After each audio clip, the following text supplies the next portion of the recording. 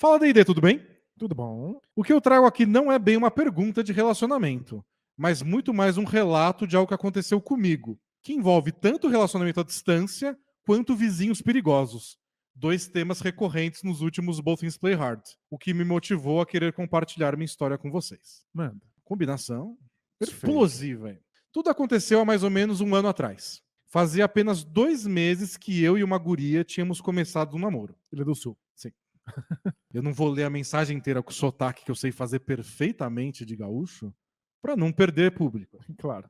É quando ela recebeu um convite na empresa onde trabalha para participar de um projeto em São Paulo. Aí ele coloca: somos de Porto Alegre. Perfeito. Já tínhamos sacado essa.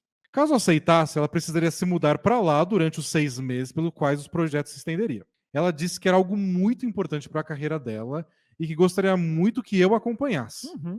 Até porque na época eu estava em uma empresa que permitia que eu trabalhasse 100% em home office. Então não seria um problema para mim. Mas pensei bastante e decidi não ir junto. Hum, Primeiro porque o relacionamento era recente. A gente estava junto há 2 meses. Morar junto depois de 2 meses pode ter suas dores de cabeça. É, Em outras cidades, nesse caso. no mínimo arriscado. E eu não me sentia muito pronto para já querer morar junto. Ok, acho que esse é um fator importante também. Segundo, porque estávamos bem naquela fase de renormalização, entre aspas, da vida pós-pandemia. Eu estava voltando a reencontrar os amigos e familiares, voltando a frequentar lugares que gostava. Isso, abrir mão disso de repente É. pra viajar é complicado. E não estava afim de me isolar novamente. Ele ia ficar meio isolado numa cidade que ele não conhecia ninguém, Claro. trabalhando em casa. Pô, até aqui, argumentos perfeitamente válidos. Essa minha decisão a deixou bem triste, a ponto dela quase desistir. Mas eu a convenci a ir, reforçando o quão importante seria para a carreira dela, Uhum. dizendo que eu iria visitar sempre que possível e que, afinal, seriam só 6 meses. Perfeito. Enfim, ela foi, os meses foram se passando e a gente foi conseguindo manter o relacionamento à distância. Até aí, tudo bem. Tô achando excelente. Porém, numa sexta-noite, ela me liga meio desesperada, dizendo que havia chegado em casa e encontrado um bilhete que devia ter sido passado por debaixo da porta e que dizia mais ou menos assim, abre aspas: Olá, sou a doutora Renata Silveira, psiquiatra do Fábio, seu vizinho do apartamento do lado. Peço que me ligue assim que possível, por favor. E o número de celular. Pô, não é possível. Que jeito irresponsável da psiquiatra conversar com ela, né? Às vezes foi o único jeito. Não é possível. Não, Mas qual que é o outro jeito de entrar em contato? Se ela queria tanto falar com a vizinha do paciente. Não, tem que ter um dia ela bater e a pessoa atender, porque senão, imagina como ela não se sentiu nos segundos entre ela pegar esse bilhete e ligar pra psiquiatra. E fechar a porta. Fechar a porta, rápido, né? Trancou a porta rápido. Não sei. Não, vamos ver qual foi a mensagem. Fiquei bem assustado com aquilo. Não pude deixar que o tal vizinho poderia ter revelado para a psiquiatra algum desejo ou intenção de fazer algo de mal para minha namorada. Ela disse que sempre achou o cara meio estranho mesmo, que olhava para ela de um jeito esquisito. Ou seja, ela conhecia esse vizinho. Acho que pelo menos de cruzar com Isso. ele no corredor. De tarde. Perguntei se ela havia ligado no telefone e ela disse que havia tentado, mas que dava que o número não existia. Olha, não, né? É muita irresponsabilidade. O bilhete tinha uma caligrafia bem ruim, como se tivesse sido escrito às pressas, sendo bem difícil decifrar alguns números.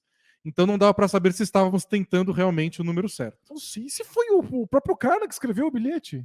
Tentamos buscar o nome da psiquiatra no famoso site de buscas. Perfeito. Mas por ser um nome bem comum, era Renata Silveira, veio uma infinidade de opções, a maioria com números de telefones comerciais que já não estavam mais atendendo naquela hora da noite.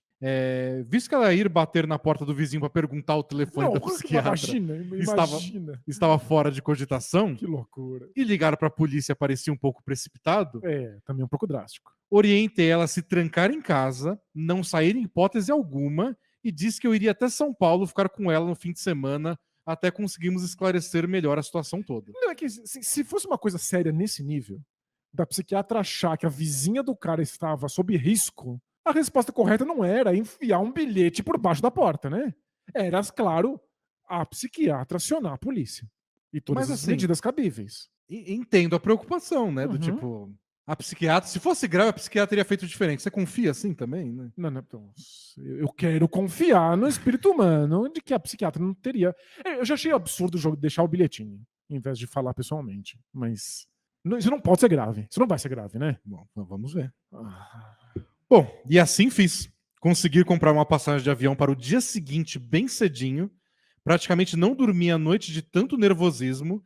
E sábado de manhã cheguei no apartamento dela. Para minha surpresa, ela me recebeu com um semblante de extrema tranquilidade. E aí começou a tapar a boca com a mão, como se estivesse segurando uma gargalhada. E aí ela me abraçou enquanto dizia: "Ah, seu bobo, ontem foi 1º de abril. Mas que fofo que você veio mesmo." ela mentiu? Ela inventou, criou, escreveu o bilhete e mandou a foto do bilhete para ele. Desgraçada. Que Você sem acredita? caráter. Você acredita? Eu fiquei muito revoltado lendo essa mensagem. Nossa. 1º de abril. Mentira de 1º de abril. Primeiro. De abril. Que aí já é meio clichê, ficou meio cafona fazer. Então, tem que ser engraçado se você faz. É que hoje em dia é muito difícil ser engraçado. Qualquer coisa é crível. Qualquer coisa. É impossível diferenciar uma sátira de uma verdade nos nossos tempos. Tem que ser algo tipo aquela. Eu nunca assisti The Office, mas tem que ser aquela que eu já vi várias vezes o vídeo do cara que aparece uma outra pessoa. Já viu? Não. Um personagem, pra fazer uma pegadinha com o outro cara do The Office, um dia chega lá uma outra pessoa. É um cara asiático, não é nem ele. Ele falou: "Mas você tá sentando aí, você não é o Jim?" "Eu sou o Jim, sim." Ele falou: "Mas o Jim nem é asiático." Aí ele falou: "Que bom que você nunca reparou na raça das pessoas aí, parabéns, legal." E ele começa, e o cara fica louco. "Não, mas você não é você." E aí o cara fala do que ele fez um trabalho no dia anterior, ele tem a senha do computador da secretária eletrônica. Legal, A fantástico. namorada dele trabalha lá, dá um beijo nele. Eles trocaram a foto do porta-retrato com a família, e é o cara, o ator. Essa é uma piada de 1º de abril. Só funciona na série, claro. Isso, claro. Zero consequência, muito engraçado. Só deixou uma pessoa pirada por 30 segundos. Isso. Você não pode só criar uma fake news numa era em que todo mundo acredita em fake news e que isso chega muito longe. 1º de abril, até isso estragar. E você não pode matar do coração uma pessoa, fazer ela atravessar o país pra ir lá te resgatar. Ah, que doideira, que mau gosto. Bom, ele continua. Descobrir que tudo aquilo não passava de uma brincadeira me deixou puto da vida de uma forma que eu acho que eu nunca havia ficado antes. Não só por ela ter brincado com uma coisa séria, que me deixou muito preocupado com uma quantidade grande de horas. Não por 30 segundos. Isso. E é preocupante de verdade, né? Você se preocupa com a segurança de uma pessoa que você ama. Não, eu ia falar, me manda mensagem de 30 em 30 minutos pra falar que você tá bem. É. Mas por que também me fez gastar um dinheiro que eu não tinha pra comprar uma passagem aérea de última hora que foi caríssima. Então, e quando ele falou que ia, ela tinha que ter parado a brincadeira imediatamente. Ela queria ver se ele ia mesmo. Tá, descobriu, foi. Agora, espero que ele não vá nunca mais. Fora um compromisso importante que eu tinha naquele fim de semana e que tive que desmarcar. Nossa, não, que desastre. Expliquei pra ela, em tom irônico, que geralmente no dia 1º de abril a gente conta uma mentira, vê a cara de spam da pessoa e logo depois revela que era uma brincadeira. Imediatamente. Não espera o dia 2 pra desmentir. E ela disse que a ideia era essa. Mas como eu falei que ia pra São Paulo ficar com ela decidiu esperar mais um pouquinho. Não, sério. O nível de safadeza. Aí ela me jogou na cara que eu não estava visitando tanto quanto eu havia prometido. Ah, não, mas não é assim que você tem essa conversa. O que era verdade, pois as infindáveis 18 horas de ônibus até São Paulo e os preços das passagens de avião haviam me desanimado um pouco de viajar com mais frequência. Claro, mas aí você quer ter essa conversa? Senta, manda uma rela total. Não faz esse teatrinho, né?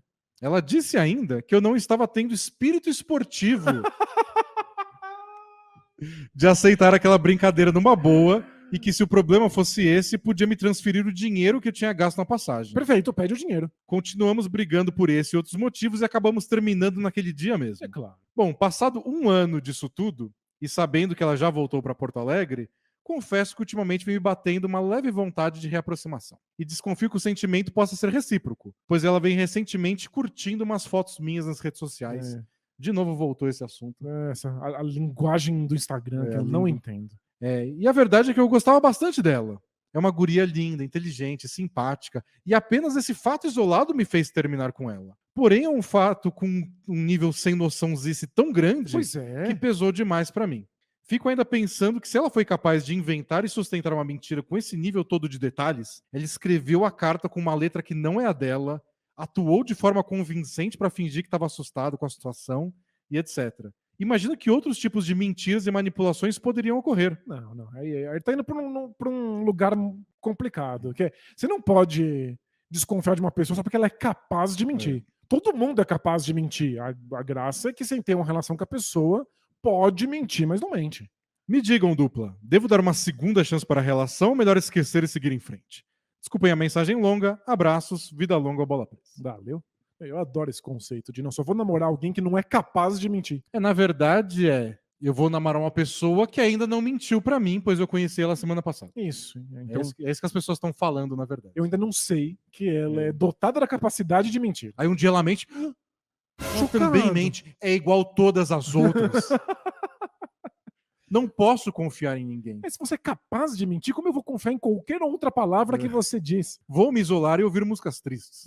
Todo mundo é capaz de mentir porque todo mundo é capaz de falar, né? Então, dito isso, todas as vezes em que eu apaixonadamente pensasse nela, eu ia lembrar dela me pedindo espírito esportivo. Ia fritar, soltar fumaça e nunca ia conseguir voltar. Eu acho que eu sou rancoroso demais pra lidar com uma bobagem dessas. Eu acho que é um exercício que você tem que fazer que a gente não pode. Porque a gente acabou de saber dessa história. Tem isso. A gente tá revoltado. Ele tá distanciado já. Foi há um ano aconteceu isso. Você lembra da história como? Quando você escreveu essa mensagem pra gente, revivendo o trauma. O que passou na sua cabeça? Enquanto você contava pra ela, você ficou puto com ela de novo? Ou você deu um sorrisinho do tipo, eles vão adorar essa história porque ela é inacreditável. Se você superou essa história, eu acho que talvez valha uma segunda chance. É verdade. Pensa aí, quão rancoroso você é de 0 a 10? Isso. Se for um número baixo, talvez você consiga passar por isso de boa. Faça o exercício. Vocês voltam, se reaproximam, saem, se encontram, começam a ficar junto de novo. Não atenda ligações dela, nem receba mensagens dela no dia 1º de abril. Isso. Nada. Muta o... Vira uma tradição do relacionamento. Isso. Todo 1º de abril vocês não se encontram. Exato. Nem se falam. Sai de casa, muta o celular, desaparece e volta no dia 2. Ou Você tá pensando em vingança. Você me olhou com cara de tava pensando em vingança. Ou você arma no próximo 1º de abril uma senhora vingança. Isso, a sua morte no acidente de trânsito. Isso. Mas uma daquelas. De fazer ela ir lá no IML. Ela não pode suspeitar que é 1º de abril de tão na cara dela que foi, sabe? Tipo, se eu morri, é na frente dela. É que aí um dublê apareceu, o boneco que foi atropelado, alguma coisa. Perfeito. O que a gente descobriu no episódio de hoje? Que eu sou rancoroso e que o Denis é vingativo. Isso, Mas geralmente, vou me defender. Defenda-se. Eu penso na vingança, eu Mas você nunca não faz. executo. Perfeito. Eu só fico fantasiando sobre ela na minha cabeça. Bom, já é um traço civilizatório. Pensar e não executar. Nunca fiz nada além disso. Pensar e não falar.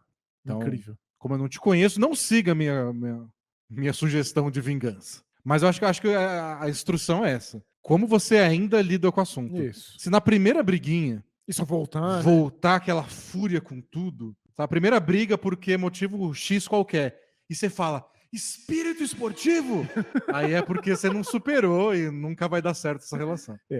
Mas não me vem com essa churumela de que não pode confiar na pessoa porque a pessoa é capaz de mentir. Não, todo mundo é capaz de mentir. Você descobriu que ela mente talvez melhor que outras pessoas. Mas até aí... Se as duas partes estão brincando, excelente. Se você fica desconfiado, porque se a pessoa brinca, ela talvez nunca esteja falando sério. Ela é o LeBron lascou. James dessa brincadeira. Ela brincou tão bem que o cara enlouqueceu. Isso. Não seja o cara que enlouquece.